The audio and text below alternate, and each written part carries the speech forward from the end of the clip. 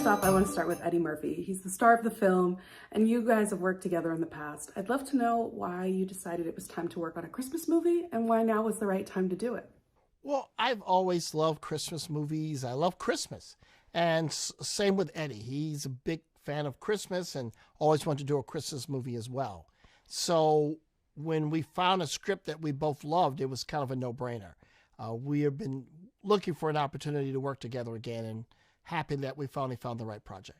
Something very unique about this film is that there are great animated moments throughout the live action movie. I'm curious how you were able to balance those in making this movie. Well, I was very excited to do that because I hadn't done that before. And it was a lot of fun. And, we ended up inventing some new technology to make it easier for the actors so they could still improvise and have fun like you would if actors were actually there. But I definitely loved playing in that kind of mix of live. I've done animation before, but I hadn't done animation mixed with live action. But now that I've done it, this is it. There's a great cast here, from Eddie Murphy to Pentatonics to Tracy Ellis Ross, Chris Redd. So I'm curious how this cast came together. Right. Well, Eddie Murphy was already attached to the script. So I was like, well, the hard part's over. And the great thing about Eddie Murphy is that actors love working with Eddie Murphy. They've always dreamed of working with Eddie Murphy. So that's how you get people like Nick Offerman and Tracy Ellis Ross and Robin Thede and Chris Redd and everyone. Once I read the scene where, there's going to be reoccurring people singing Christmas carols, I said, well, that's got to be Pentatonics. There's no other choice. So I was obsessed with making sure that Pentatonics were in the movie. The Christmas genre is very vast. Hallmark tends to dominate in the rom-com area or just romance in general. And there are those cult classics that people rewatch every year. So I'm curious how you're breaking out of the typical Christmas movie genre with this film. Well, when we watch a Christmas movie, there's certain things you expect. You want great Christmas music. You want great Christmas decorations. And you really want to be touched emotionally. So first and foremost, I wanted to make sure we delivered all those things you expect from a Christmas movie. And then I wanted to add things you don't normally get. So let's have a car chase. Let's have a kung fu fight. Let's mix it up a little bit. So I think we have a movie that you've never seen anything like it, but it's still going to satisfy all your Christmas desires.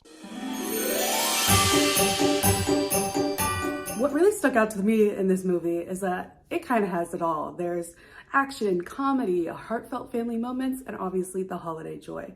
So I'm curious, when writing this film, what resonated with you the most and what pieces were the most fun to write? Oh, that's a really great question.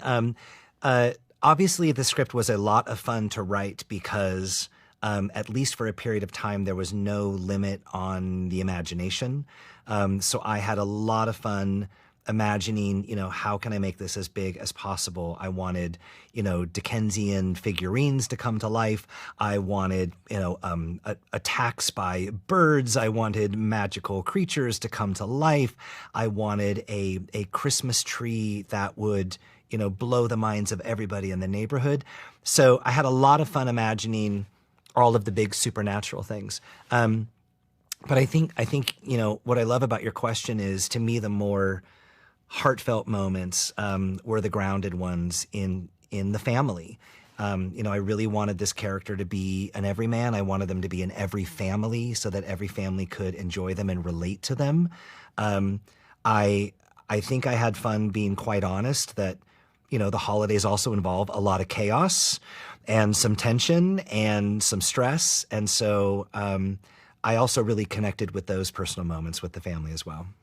Definitely. Something that stuck out to me a lot in this movie is that it's set in California. Most Christmas films are set in those colder climates with snow falling down. So I'm curious why you chose to set this film in California and how that affected your writing. That's great. Well, so I am a Southern California native. My grandfather was a firefighter here. My dad was a truck driver. So I grew up with sand, not snow. But we still celebrate the holidays, obviously. So to me, I agree with you. So many Christmas movies are set in those bucolic locations with cabins with icicles and snow and things. And when I was a kid, we would take our boogie boards to the beach and we would ride the sand dunes and pretend that they were sleighs. So I always wanted to set a movie in an unusual location for Christmas. So that's why it was so fun to set it in this town of El Segundo where, my parents have lived for many years. My wife was born and raised there. And I just thought it'd be really fun to show this location that hasn't been seen before. Now, you mentioned inspiration from your family was a huge piece of this movie.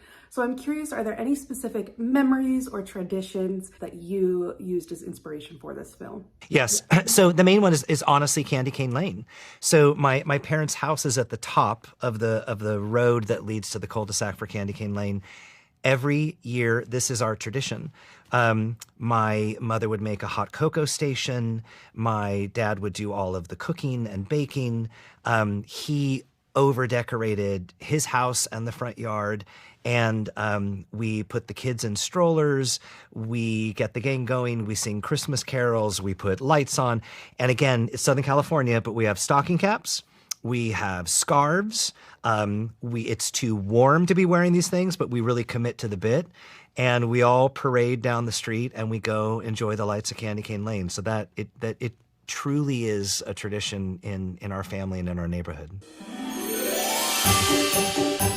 For a Christmas movie, you kind of have a lot of freedom to play around with different sets and decor. So I'm curious, what was your inspiration when designing this film? Inspiration for this movie was I really had hoped to just get kind of a timeless Christmas aspect to it. Like the best ones pull you, it doesn't matter what time period it is because it's Christmas. Mm-hmm. So there are elements, and honestly, I'm kind of an Easter egg person. So I would drop, like, if you look inside Kringle's, there's a nod to the inkwell in Laurel and Hardy's Babes in Toyland.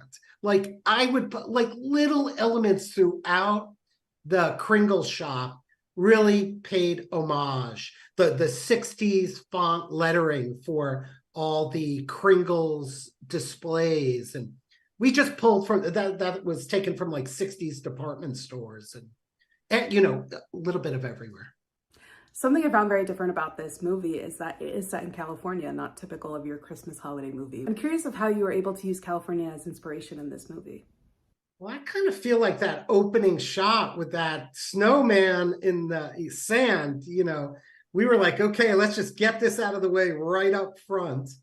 And I think a lot of the way the Candy Cane Lane homes are themed also really do homage to Los Angeles. We have the LAX house. We have the surfing Santa house. There was a lot of like Cali love. Mm-hmm. There are really two big holiday sets. There's outdoor Candy Cane Lane, all of the houses with that California inspiration, like you said. And then there's Kringle's Christmas Shop, which really leans into the more traditional look of Christmas decor. So I'm curious how you were able to play around with both of those sets and make them feel very different, but equally as festive. Well, I would say that I'm totally spoiled on this movie in that, I got to play around everywhere. Like every minute of what you see on the screen was designed and built, and they gave me prep on this movie to work with Reggie, who's an incredible collaborator.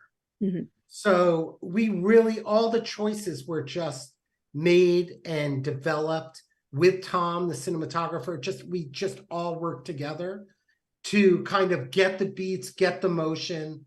When I would want to build, 20-story buildings, Reggie would be like, let's keep it to the heart of the movie.